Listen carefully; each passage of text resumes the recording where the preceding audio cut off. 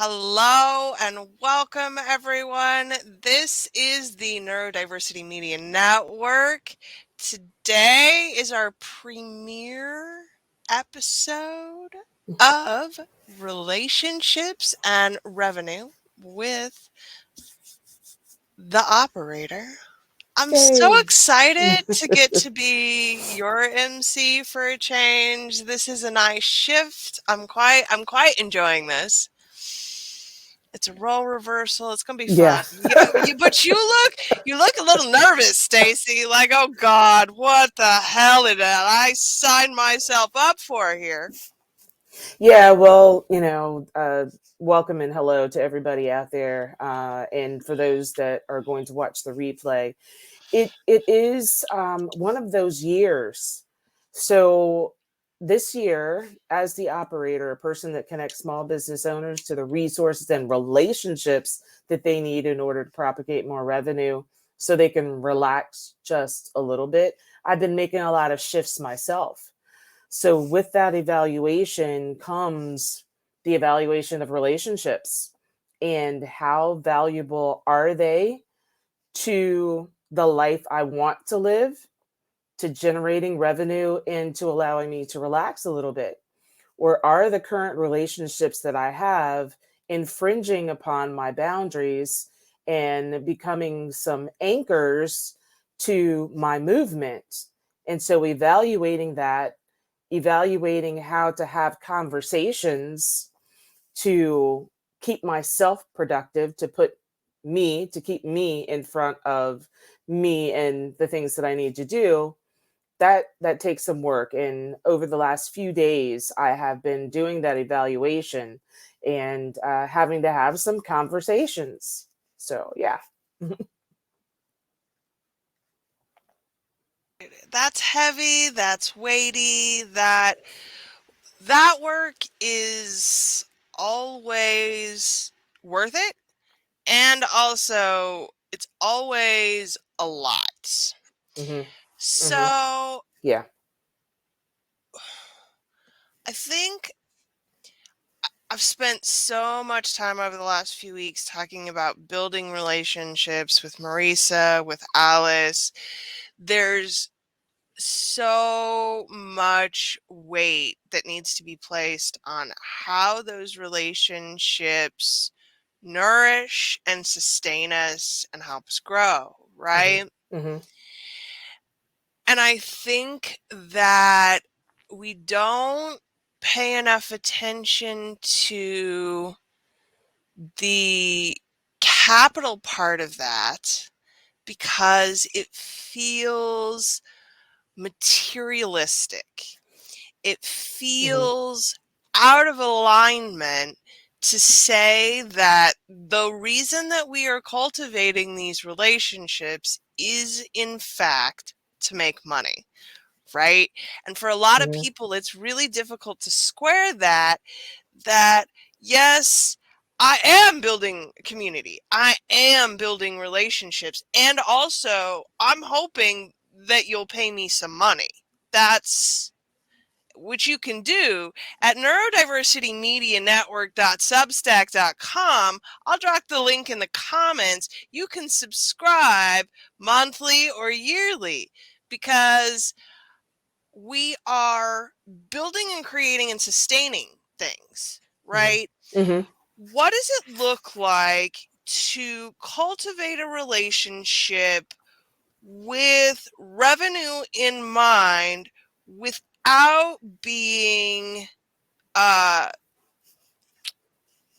capitalistic, boot heel, whatever, right?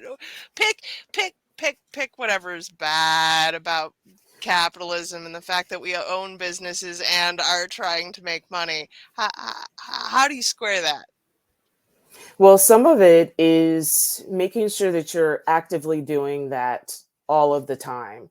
So there's not the crunch to now cultivate a relationship real quick, and, microwave it and then go in for the kill immediately. Another How do we aspect. microwave a relationship? Because actually, We right? do. We Yeah, try really hard. we do. That's what sliding into the DMs is without any prior relationship. That's what cold messaging is in Hmm. industries where cold messaging is proven to not work. You can't Hmm. microwave relationships. I'm writing that one down. Right. And that's exactly what it is though. And it really happens because we're doing it out of the burning need inside of us, not a desire, but a need, usually to fill a slot, whether it's a speaker slot or whether it's to get somebody to opt into your thing or purchase your thing.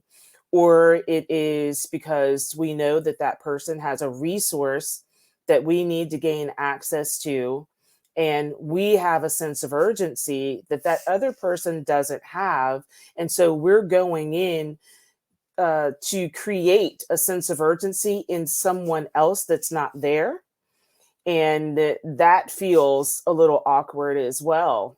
And so that's what happens, and that's why those things don't stick. Or in the retail industry, why we say there are so many chargebacks, because there is no emotional commitment to this thing, this promise. Even though I may say it out of my mouth, I'm not connected to it. It's not a priority. I don't have a sense of urgency about it. So now when you come back to me and say, oh, well, you said that you would be a guest on my podcast and I asked you to fill out this form and I still don't have your information, I say, okay, I'll get it to you. I have no sense of emergency. You have not tied any reason for me to me that creates a sense of urgency for me to be on your podcast.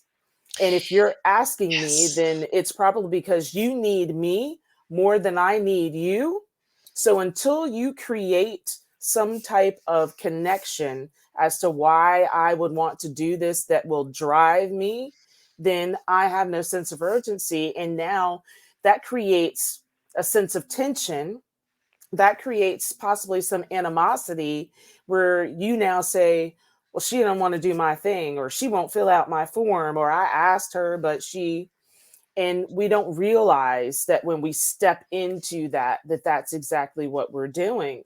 So the warming up process that you talk about, the kind of flirting with, needs to happen. And do different people opt to go into the relationships quicker than others? Absolutely. Are there one night stands, first night kissing, first night all of the things? Yes, for some people that's fine. For others it's not. They need to get to know you. They want to see you. They want to see your credentials. They want to know who else knows you and what else those other people have to say about you before they opt to go out in public with you, you know? So, I yeah. gotta say, most of my one night stands, especially recently, have not been great client relationships. Mm, And mm-hmm, mm-hmm, some of that's on my side, mm-hmm. but a lot of that's on the client side Yeah, too, yeah. because there are expectations of me that have been cultivated without knowing me as a service provider, Mm-hmm, right? mm-hmm, So I feel like there is a lot to be said here about how relationships that we're building for profit require so much more nurturing in many ways than friendships, right? Like there's a there's an equivalent exchange when we have a friendship, when we have a social relationship. If there's not, I'm not going to stay in the mm-hmm, relationship. mm-hmm, mm-hmm, If there is an expectation of a monetary return, though, it's unlikely that that's going to be reciprocal. It is in some cases, especially in the incestuous circle jerk that is coaching right mm-hmm, now. mm-hmm, I'm going to pay you money and you're going to pay me money and we'll pay each other money so everybody makes money. Right, right. So if I am expecting to make money from mm-hmm, you, Mhm. And I don't nourish the relationship to create that kind of exchange, then there's going to be friction in the relationship. There's going to be friction and there's going to be gaps. You know, Yes. I was one of those kids that definitely, science time, and it's let's get out these batteries and get out these wires and let's see how close they have to be before they actually connect, even though they can connect without physically touching each other.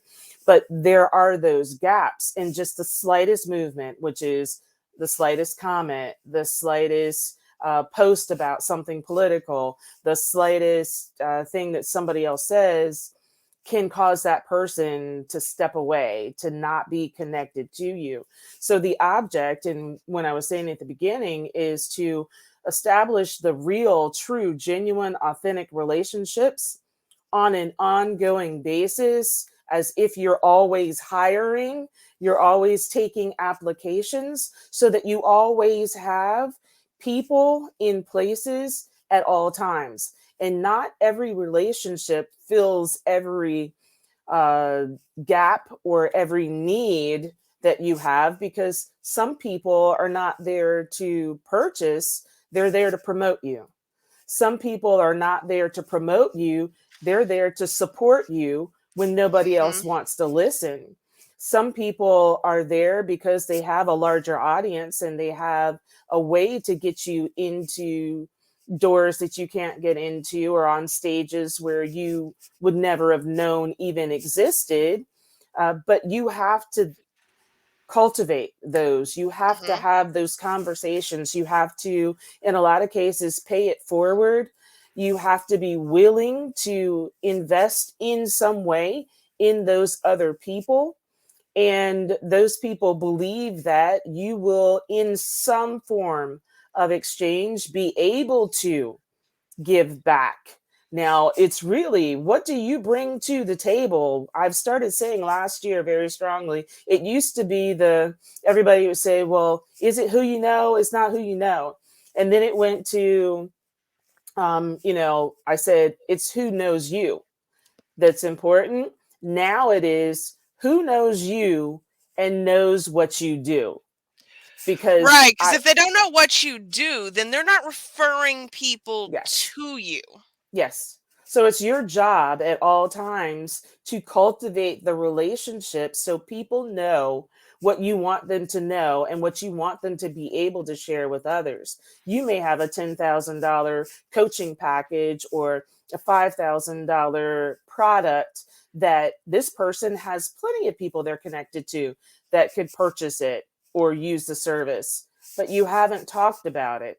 You may be on a family connection that maybe you met them out at a park or at some family activity, and that's how you establish this relationship. But if you look at the person and look at ideal audience, might they have that ideal audience? Might they be connected to? Is it harmful just to say, I want to share with you some of the things that I have going on right now? This is not to bombard them with everything that you've been doing since you were 7. This is to look at what are you looking to generate revenue out of now, or what are you looking to do to move towards revenue generation and profit in this season of your business or in this season of your life. It may be you have empty nest syndrome right now and you're struggling, and that affects your mental capacity to do other things.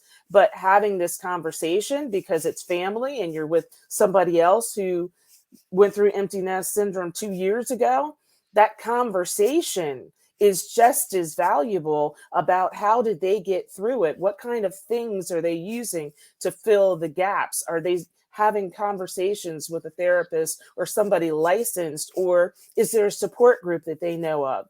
That lends to mindset ease for you, which then means you can focus, you can stay aligned, and you can stay clear more often because that's not an issue. But people don't see the value in that. They're worried about who can buy from them. You can't get people to buy from you when you're not clear yourself. And we already know that. And when your messaging is not clear, when you're not aligned, when you're focusing all over the place and distracted. So your audience will also feel that. So it's still, who are you putting in your circle? What kind of relationships are you putting in your circle of all values that bring ease to your life on a day-to-day basis? This is personal and professional. One of so this will ramble a little bit, but I promise I get there. I have a business and personal CRM. It's built in Notion. I've talked about this before. One of the reasons that I built it in Notion very specifically was because my autistic brain requires categorization. It helps me sort, it helps me parse, it helps me understand the relationship between things. Mm-hmm. When I was looking at CRMs, there is there's no tag system for who someone might be in your life. There are stages. They are a prospect, they are a client, they are whatever. But Mm-hmm. they Mm-hmm. don't live in multiple stages at the Mm-hmm. same time, which was functionally why I couldn't put this for me into a CRM. And I had to build it in Notion because people don't come in stages. Mm-hmm. They may be many things all at once. Mm-hmm. You can be a client and also be a prospect for a different offering while also being in my circle of influence and referring people to me. You may be none of those things, but you may be in my personal referral network where I refer work to you. So I had to be able to literally tag people as opposed to categorizing them by discrete relationship status. And I think that that is something a lot of people do without knowing that they are doing it, that they are moving people through stages of relationship without allowing for the fact that you can be in all of the places all at once, everywhere and everywhere, all of the time, right? Mm-hmm. Mm-hmm. Yeah, and so just to piggyback on that, I am from the wireless world and I am one of the originals with selling the Google phones when they came out. So the big deal about that was that you would be able to take your calendar and your contacts and be able to synchronize them with your phone and always be able to have that information accessible to you, not only on your phone, but on desktop. And that was the way that I sold this device, is that you didn't lose that information. Then a big factor about that was that there's a notes area and there are also category areas on there. And a lot of people don't utilize, and unless they're told or they're given a use case like you just gave for why or how they can do something differently, they don't do it. But I was a big for, if I have a small business owner and this is who I'm promoting to as a T-Mobile store manager, then I'm designating that in my phone for them so that I know and I can go search for small business owners when it's time for me to do a T-Mobile promotion. I know who I need to call. That's not in T-Mobile system. That's in my phone because that's the relationship that I identify as having with that person. T-Mobile might not give a flip right now, and they don't really have a lot of options for CRM of having the relationship, right? This is customer client relationship manager. They don't have that. They have a system, a database of actual clients or applicants that have completed an application. So that's my connection. Now, how else do I identify out of connectivity? If I know that this person has teenage children, I'm identifying that in the notes. Why is that important? Because when we have a buy one, get one, or when we have a Right. Mother's Day or a Father's Day promotion, I have that relationship and that knowledge that I can go back to. And how many people actually feel good about the fact that you remember those personal details? Right. Also, when I find people from different businesses, if you're, like on my iPhone now, I will identify a lot of people put names and numbers in their phones, but never put the company. If you're a small business owner, why wouldn't you put the company that they're associated with? Why would you not bother to go ahead and collect that email address? Why would you not go ahead and ask for a website so I can check out what it is that you do or what you're selling in case I know somebody that may need that? Now, I may never have an opportunity to refer this person, but I've collected that data in my phone. So, what happens when I do decide to sync my information to a CRM system is that I've got more data in there than what the typical person would have because they're doing opt-ins that have a name and an email address. If they're brave enough, they're optioning to get the telephone number. And if they're double brave or they're a Gemini or a Scorpio, then they got that telephone number and made it required. So you have that information, but you know absolutely nothing else about them. And we don't vet them. We don't go look at, how many people for your friends request do you actually go and look at their full profile? And I don't mean just, I want to see where they're coming from. Do you notice whether they're married or not, whether they have children or not? What there is there a brand color pattern with that may be relative? The podcast producer for the Power of 52, the first thing that I was attracted to is that her brand colors were the same as ours. And then I went to look up her mission and vision, and they were in alignment. Now I know a lot about her. When I come to connect with her, she knows and she should feel that connectivity. One, because I did the homework. And two, because I've already found reasons for us to be connected. Now it's a matter of we're back on the money. Is the money going to work for this scenario or not at this time? But I have that to go on, and I want to make that a basis for communication.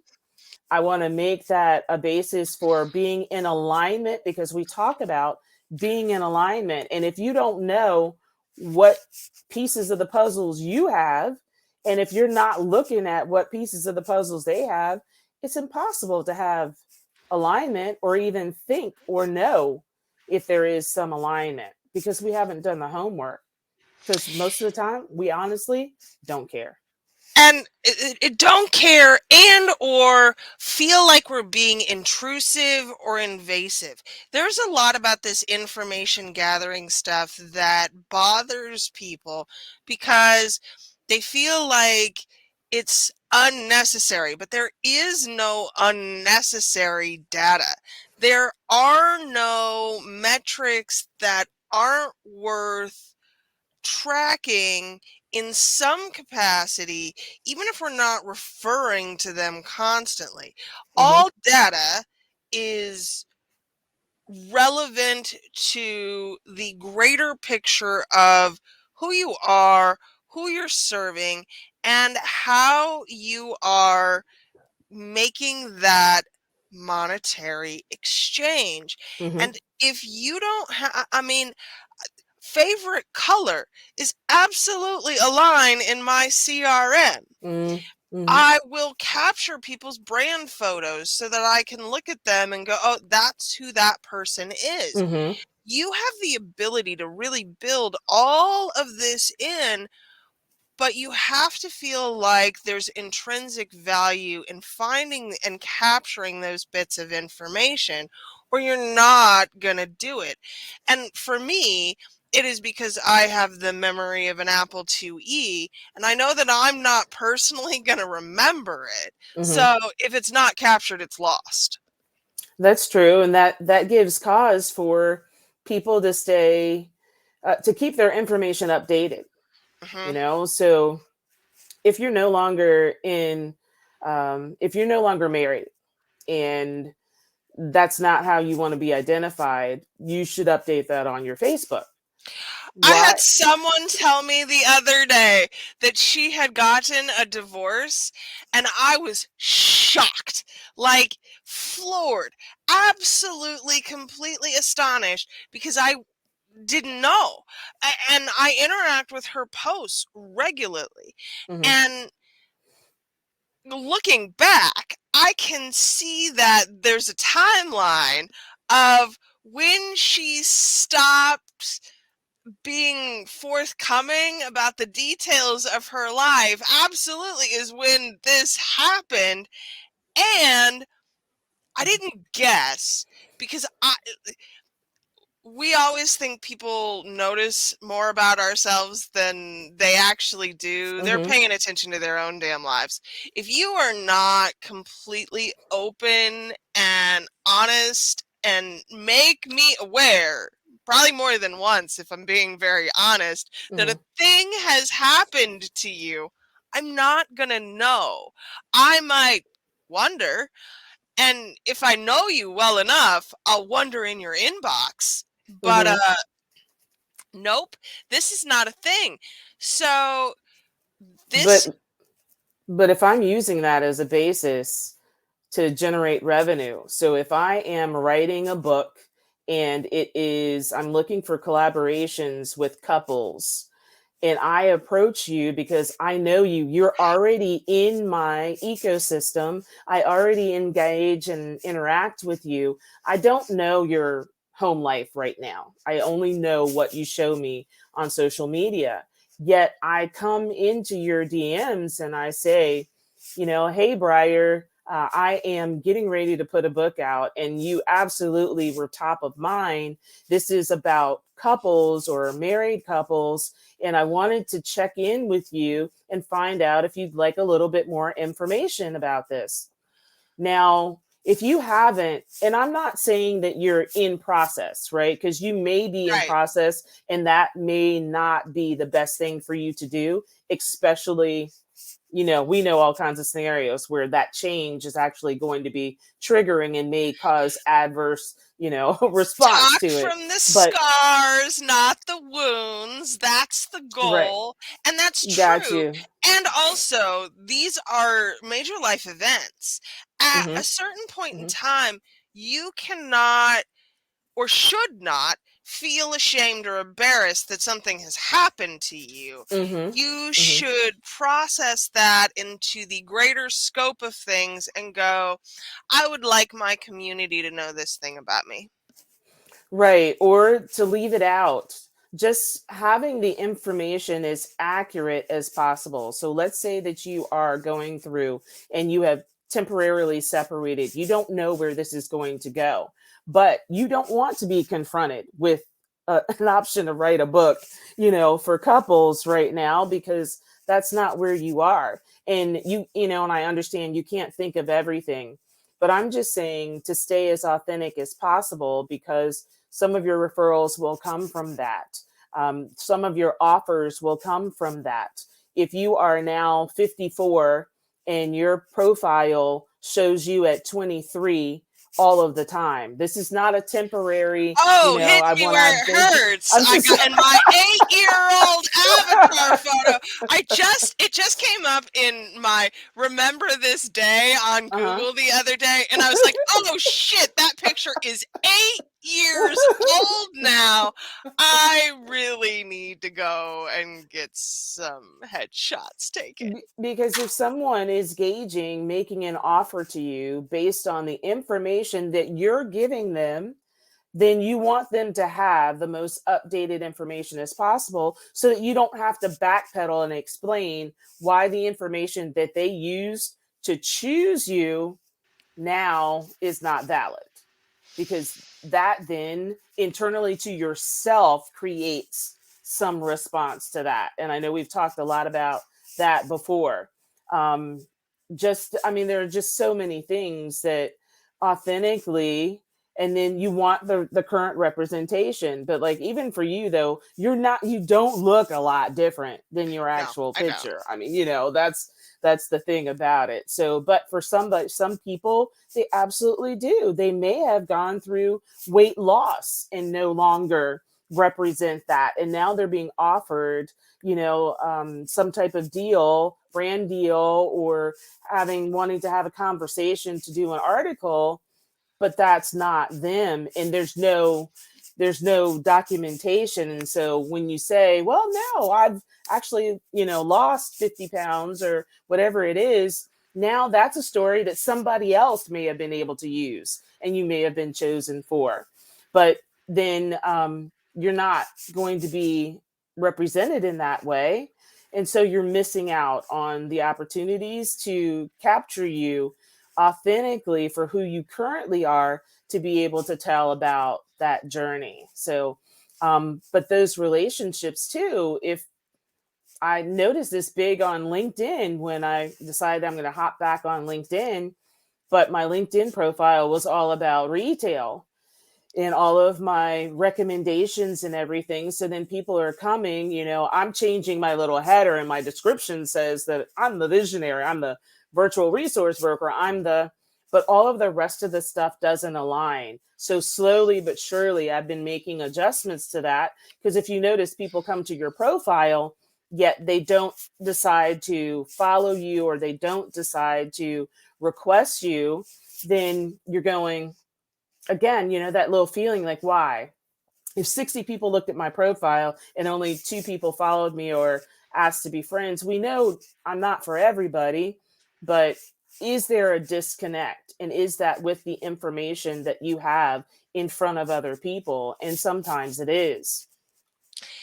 And I think that relationships and building them for revenue purposes rely a lot on you to be very clear about who you are and what you are bringing to the equation, Mm-hmm. so that there's not a shock factor Mm-hmm. when something creeps up. I apparently need to talk more. I thought I talked a lot about how much cannabis I consume, but apparently I was mistaken, and am working that in more Right. because I don't want it to be a shock. And that's the thing. I Mm-hmm. don't want there to Exactly. be a fundamental mismatch in our Mm-hmm. relationship because you Mm-hmm. have a problem with me as a cannabis smoker, right? I want there to be absolute clarity about that, because if I'm not for you, it's totally fine. Mm-hmm. It just means that there's a mismatch in how we are communicating about ourselves in Yes. order to be clear about what our expectations are for a relationship that includes money. And you can't separate the two if you hope to have a successful business. You cannot be out here just building relationships with no concept of what the end result could be. It doesn't have to be, and I'm not expecting it to be. That's the difference. But I Mm-hmm. have to know what it could be. And to set the intentions early. So if Hmm. the intention is that I need speakers for a summit, when I go into the DM, because I do have a course and it's called It Goes Down in the DM, because I do believe that you can create and establish those relationships, proper expectations. So I have most likely engaged with something on their social outside of before I got to the DM. I have checked out their bios. If they have a link tree or a link in bio, then I have gone to that, because I want to know who I'm working with before I come inside and start talking in the DMs. It's very rare that I will ask somebody, where are you from? Or where is your business, in the DMs, because I've checked out the profile. And I would want people to do the work on me before they come into the DMs if this is a cold relationship. I need you to do that because that's how you knock the chill off. It's that you bring me information about me that you already know, that I know you had to get it from somewhere. And so you did some work. So now I'm going to listen to you, and then I will entertain that thing that you may ask me about. I want a compliment before I want Right. a request. Right. I need that Or ass pat sandwich. And yes, well, there's no problem with building one, mhm, deliberately constructing, yeah. uh, because you know that that is a requirement for cultivating a positive relationship with clear boundaries. The thing Mhm. about boundaries is you can say what they are, but unless you state what those boundaries are to other people, then you can't be shocked if I don't know what your boundaries are. And that's true. And that also then goes to when you have the specific need and you're creating relationships or connections with a specific need, such as I want a speaker, this person was referred to me on the outside, or I saw them doing a live, and now I want to inquire about whether they're available. With that intention, that is what I am expressing. That is where my mindset needs to stay, and I need to stay on that path throughout this entire time. And why do I say this? Until that is complete, until that task is complete. Because what has happened, especially since the pandemic, is because we need touch, because we're looking for sisterhood, because we're looking for people that are like us and that have some of the same problems and are finding solutions to those problems themselves too, because we want that type of feeling. We're going into and saying, I need a speaker for this event a month from now, but now we're having all kinds of conversations like this is our best friend.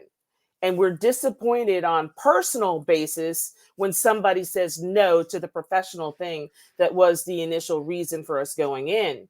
And so we have to keep that separate initially until we have gotten the answers to what we have said.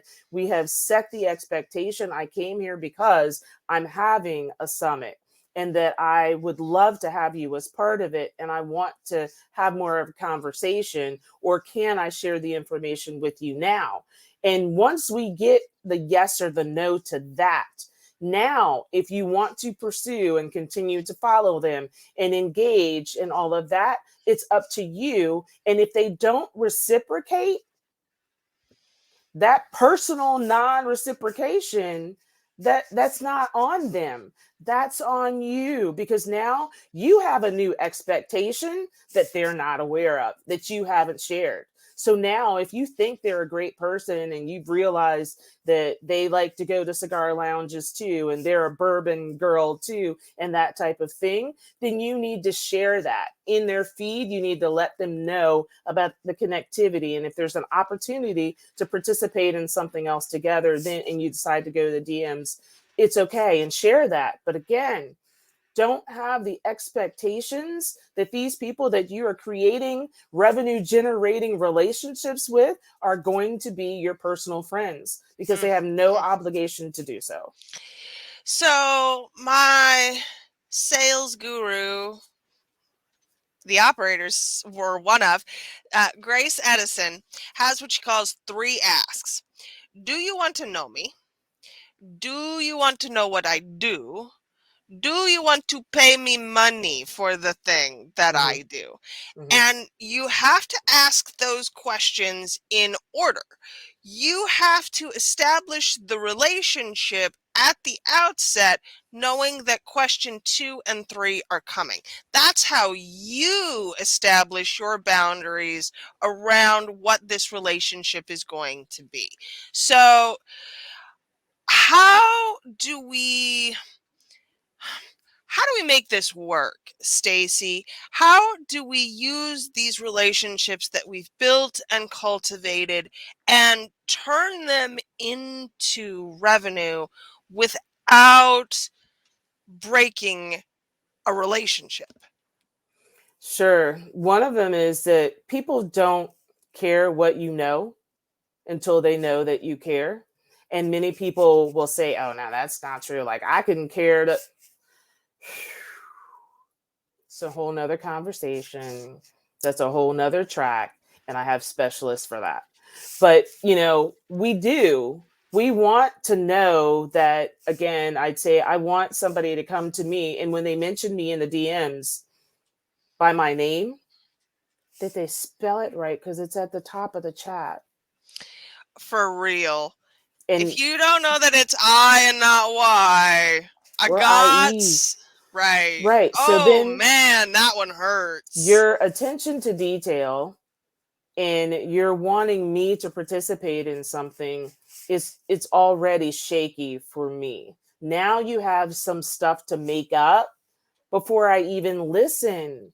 Because to me, you don't care. If you don't care to spell my government name right, now I understand my moniker has a crazy 8 in the middle of it, but my government name, that you won't spell it right, you saw it on the outside on my profile before you went into Messenger, it's at the top of the Messenger chat, then to me, that's already an issue. And for some people, it's not.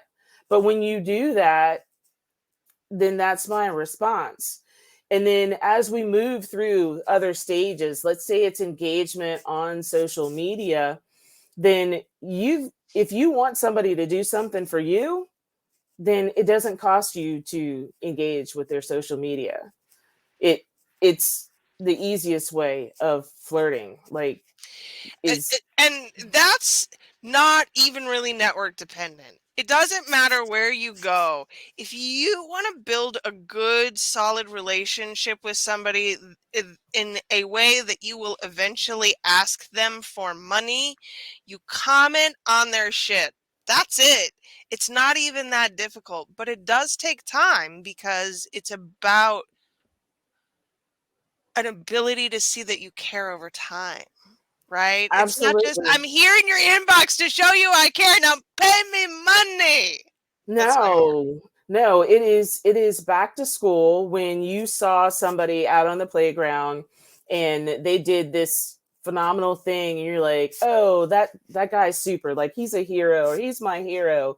And then you continue to follow, right? You're not just going to go up and, "Oh, you're my hero and I really think you're cute." No, you're going to continue to watch because you want to see how they engage with their peers, with the other guys. You want to see whether they tell secrets to the guys out loud, whether they blurt out things or not. How did they treat their last girlfriend?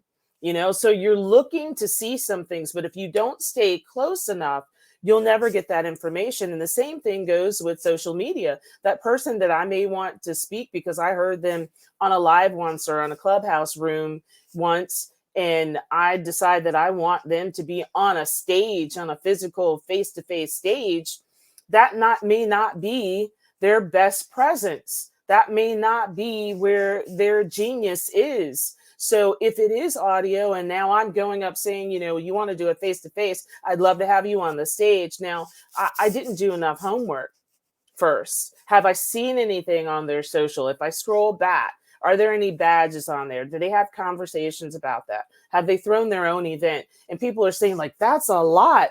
You're inviting somebody to speak? That's a lot. And so you need to know the background. You need to hear how are they speaking to their audience when they're going live or through the statements that they're making in their social media. Is that the way that you would want your audience to be treated? Because anybody can turn around and say something else, or this is how I would show up, or this is my signature talk.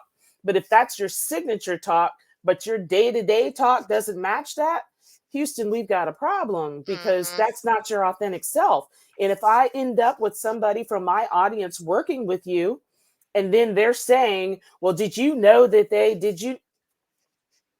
I don't want that reflection on my brand. So I need to vet and do my homework. And that engaging with is what allows you to be able to do that. That talking to other people. So for some people, it's testimonials, is going and looking at the testimonials, looking, Googling up somebody's name. And if this person says, I helped them reach six figures for their launch on blankety blank, and you go back to their social media, and 2 months ago when this happened, there's no details of a launch of any kind. There's nothing, you know, you, so was there really a launch? And so then if you question those things, now we're going to talk about red flags. If the red flags are there and you don't do the research, then that's on you. So do what you can. And that's what that relationship building is. Have that coffee chat. A lot of conversation about, I don't Mhm. have conversations for free. Those Ooh, that's a conversations, big one, right? right? I don't talk to anybody for free. Well, then I'm not ever going to pay you money. And I say this as a person who is on the air damn near daily. You can see and watch me every day. And still, if you're going to be paying me more than, $500 or so, I think it's fair if you want to have a conversation with me first. Absolutely. Yeah. And that's, I don't know, that's part of my relationship. And maybe it's because I'm intuitive. Maybe it's because of whatever reasons. Maybe it's out of having long shadows and not wanting to be burned. Maybe it's out of chronic disappointment. We can start throwing all the things out there and talk about the angles and how that affects your relationships and your revenue. But then I need to have a conversation so that I feel good about who I'm working with, if Mhm. I'm giving up money or if I'm asking somebody to be part of my thing and pay me money. Either Mhm. way, I think a conversation needs to be had, like you said, at a certain dollar amount. For me, it's like $1,000. The $1,000, we need to connect before I give you currency. And I want to connect with you before you give me currency. I don't like the idea of just paying for that thing on my sales page and now we're stuck together. And my job is to give you results when I don't know what your pre existing conditions were before you came to me, or vice versa. Is that I opt in and I have no way to get a hold of you. I send an email before asking some clarifying questions about the offer. I don't get a response, yet I still make that purchase. Then that's on me. I should have seen the Mhm. red flag because your availability wasn't even good for me to spend money with you. So now I might have a better chance, since I put money in your pocket, of communicating with you, but I'm not to think that or have that expectation. And I should go into it the same way. Like we say about relationships, people want to see people change after you start going together or after you get married. Now you're like, oh yeah, well, I can change them. All Oh these yeah, things I because thought was it's broken, gonna work out nah. so well. How you took them in, you need to be willing to accept that way forevermore if that's the option you're given, or for a period of time and say, no, this ain't my cup of tea. Relationship is not going to work. Or what now out of the relationship did work so that we can keep that and throw away what doesn't. If we're not good, if we're not, chemistry doesn't match, or the backgrounds of our family are going to create conflict constantly, can we agree to be friends now?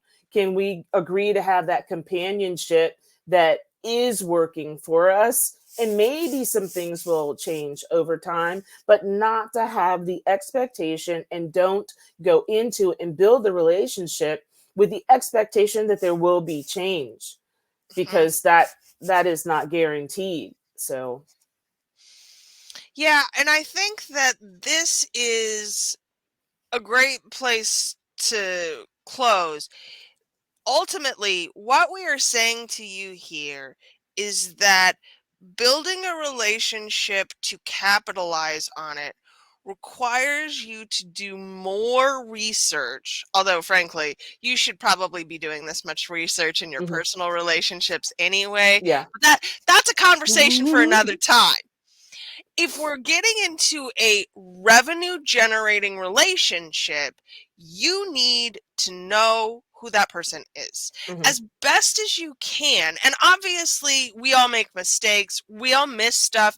People absolutely can delete or hide or scam. There is there's a lot of things that can happen in the sphere of online business in particular that until it happens to you, you may just, it may not be a thing that's on your radar. But Mhm. once you know, building a client or customer profile is the most important thing that you can do to Mhm. sustain that relationship over the long haul of the revenue cycle. And for some of y'all, like, we're talking tens of thousands, hundreds of thousands Yeah. of dollars. Mhm. So if that's the case, you really need to be aware of who they are, what they value, what's important to them, and who they want to be. Because if you don't know those things, you can't actually make the argument that you are worth spending their money on. Absolutely. And when you start talking about the higher dollar amounts, that's the same as the time that you spend when you're going to purchase a vehicle. If you say that I just need a get around town car, then you're just looking for possibly maintenance records, or that it was owned by a mechanic, or that it was, something like that, because you just need to get around because your intention is to be able to replace it at some point. But if you're saying that I want an economical car that I'm going to ride out for 7 years in financing that vehicle, and I need for it to go through some changes with me, you're going to do more research on that, to look at prices, to look at gas mileage, to look at the option of electric, to look at a lot of things. And it's the same here.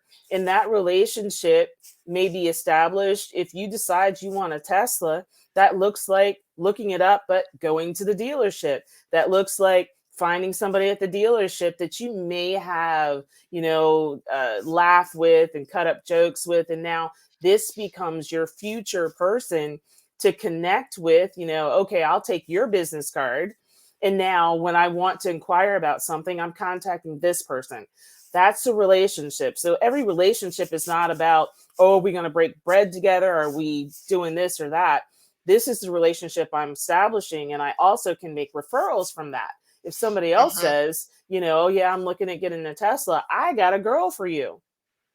And again, the my obligation as the customer or client is different than your obligation as the service provider. We're not entering into the relationship in the Right. same place. Right. So, it's my job to do my due diligence. Mm-hmm. It's your job to know who I am well enough to be able to service me. And Absolutely. So that's you it. came in, and that's the big deal. That's the big deal for sales, and how the sales agents that can go to sleep at night and aren't narcissistic are doing this because they're establishing relationships. Even now, there are online sales persons, and so from online, yeah, they're collecting intake data, but they're also trying to make some connections as to how they can sell those features and benefits of what they have based on what you tell me. So I need to do a needs analysis to find out some information so that I can stick these features and benefits to that. I need to make an emotional tie. Decisions for sales are emotional decisions. So the more senses and emotions that I can tap into, the better probability that I'm either going to repulse you or attract you. And Mm, so that is now, the big thing. So absolutely, the higher the dollar amount is, the better job you have to do in vetting if you're putting out the money.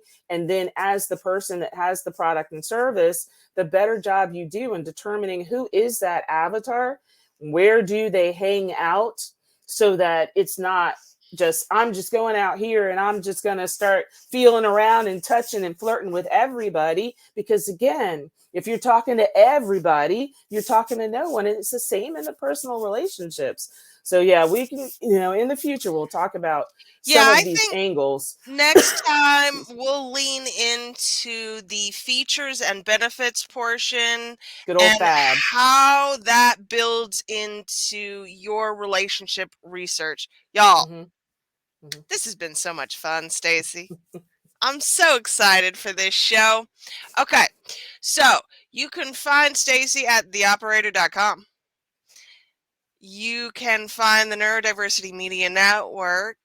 Links in the comments. It's neurodiversitymedianetwork.substack.com. If you've not subscribed yet, you should get on our list because all of my podcasts come out. And there are exclusive benefits for subscribers, including a weekly short breakdown of all of the shit that I have talked over the week Woohoo! and what you may want to focus on. Okay. We will see y'all in 2 weeks. Thank you so much for being here, Stacy. Apple of my eye. You are a joy and a delight. And we will be back again in 2 weeks, y'all. Have a good one.